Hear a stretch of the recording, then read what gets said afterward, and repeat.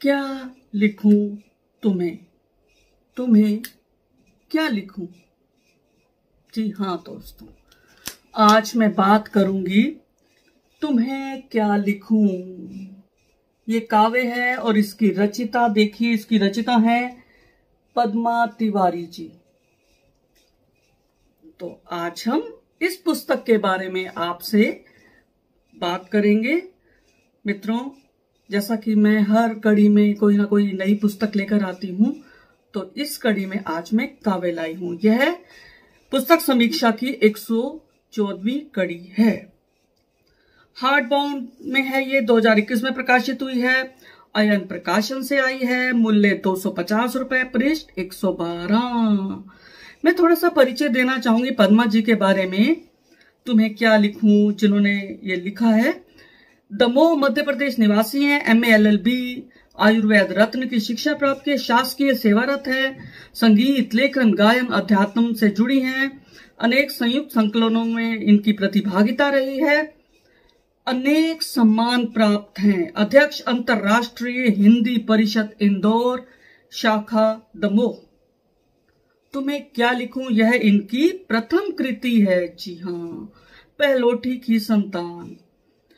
Flap पर श्याम सुंदर दुबे जी ने लिखा है कि पद्मा जी का यह काव्य आत्मानुभवों के साथ सामाजिक चेतना के संदर्भों का भी दिग्दर्शन है। और अपनी बात में पद्मा जी कहती हैं कि लेखन के प्रेरणा स्रोत इनके पति ओजेंद्र तिवारी जी हैं, जो अंतरराष्ट्रीय लघु कथाकार हैं। ओजेंद्र जी ने भी शुभकामना संदेश दिया है इस पुस्तक के लिए।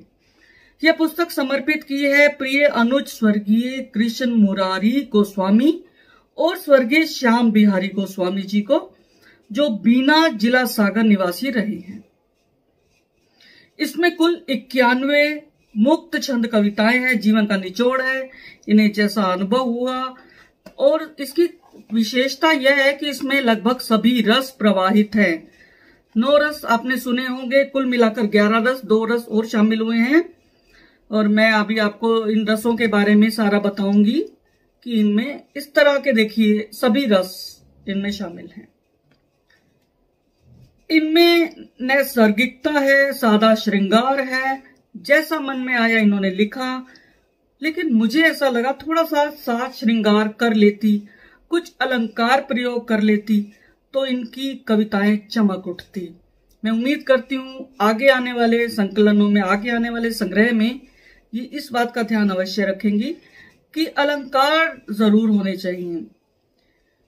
पर इनकी भी अपनी खूबसूरती है। ग्रामीण बालासी कविताएं शहरी चकाचौंध से अभी परे हैं, इसलिए इन कविताओं में भोलापन है, ईमानदारी है।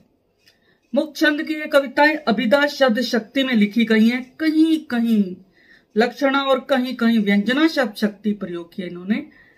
मेरा आग्रह है कि ये दोनों आने वाली कविताओं में इनका प्रयोग करें तो कविताएं बहुत सुंदर बन पड़ती हैं। इन्होंने तीज त्योहार, होली, दशहरा, दिवाली, करवा चौथ, 2 अक्टूबर, हिंदी दिवस, इन पर कविताएं रची हैं। नारी विषयक कविताएं मां पर है, प्रेम पर है, बचपन, नन्ही बच्ची, काना, फूल, बारिश, सत्संग, दहेज, आजादी, शोषण, घूंघट, फागुन, कश्मीर, क्रोध, भूख और रिश्ता सास बहू का, इन सब पर भी कविताएं रची हैं। ये व्यथित है कि मानवता समाप्त हो रही है। विषय वैविध्य देखिए आपने, इन्होंने कितने विषय चुने हैं। कुछ मैं अशुद्धियां भी बताना चाहूंगी। पृष्ठ 26 पर स्वच्छंद लिखा है, जबकि स्वच्छंद आधा च लिखना था बीच में। पृष्ठ 29 पर अविकसित धारणाएं नहीं होती, कुछ सिद्ध धारणाएं होना चाहिए। और 30 पृष्ठ पर त्रसित नहीं त्रस्त है ये। 36 पर भद रंग नहीं बदरंग लिखती तो ज्यादा अच्छा होता। और पृष्ठ 49 पर पक्षी पढ़ते नहीं पक्षी उड़ते होना चाहिए। और 59 पर गौरववान नहीं गौरवान्वित होना चाहिए। तो ये छुटपुट गलतियां थी, तो इनको ठीक कर सकती हैं ये। और अब मैं थोड़ा सा पढ़ना चाहूंगी ताकि आपको मालूम हो किस तरह की इन्होंने कविताएं लिखी हैं।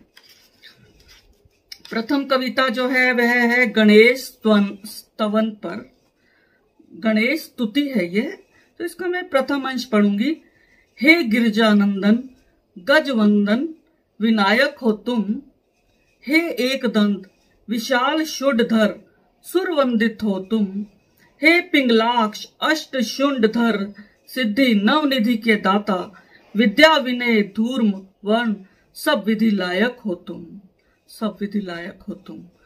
और अब मैं जो फ्लैग पर भी लिखी है शीर्षक कविता, तुम्हें क्या लिखूं, बहुत सुंदर है ये। गोपियों का कान्हा लिखूं या राधा का प्रियतम। सत्यभामा का श्रीतम लिखूं, कुब्जा की प्रीत लिखूं, देव की नंद नंदन लिखूं, यशोदा का लाल लिखूं, ब्रज का दुलारा लिखूं, मीरा का श्याम लिखूं, युधिष्ठिर के अच्युत लिखूं, द्रौपदी के केशव लिखूं, भक्तों का प्यारा लिखूं, सारे जग से निराला लिखूं। तुम हो सबके मेरे प्यारे भी हो सांवरे, मेरे तो प्राणों से प्यारे हो मेरे प्राण आधार। मैं तुम्हें और क्या लिखूं, मैं तुम्हें और क्या लिखूं, मैं तुम्हें और क्या लिखूं। बहुत सुंदर।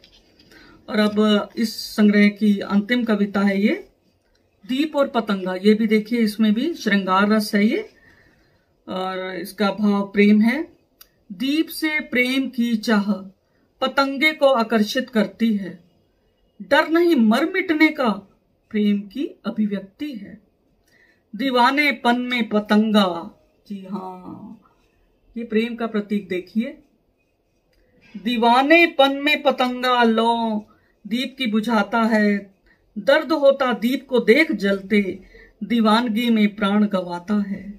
दीप की रोशनी पर पतंगा परवान हो जाता, मोहब्बत के जुनून में अपने को रोक न पाता। दीप से ले शिक्षा करो तुम उजियारा, अज्ञानता का प्रतीक पतंगा, अहम में जाता मारा। और अंतिम देखिए, प्रभु से नेह लगाकर प्रेम का दीप जलाओ, प्रेम का दीप जलाओ। मोह आत्मा का, मोह अहम का न बनो पतंगा, मोह अहम का न बनो पतंगा। शरण उनकी हो जाओ, शरण उनकी हो जाओ। प्रतीकात्मक देखिए, बहुत सुंदर। तो मित्रों, आपने देखा होगा कि पद्मा जी की कविताएं किस तरह की, इन्होंने तो बहुत बहुत कुछ लिखा है इसमें, और पूछ रही हैं आपसे कि तुम्हें क्या लिखूं, तुम्हें क्या लिखूं।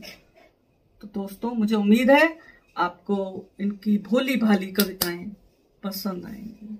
शुक्रिया दोस्तों, फिर मिलेंगे अगली कड़ी के साथ। तब तक के लिए मुझे आज्ञा दें। धन्यवाद।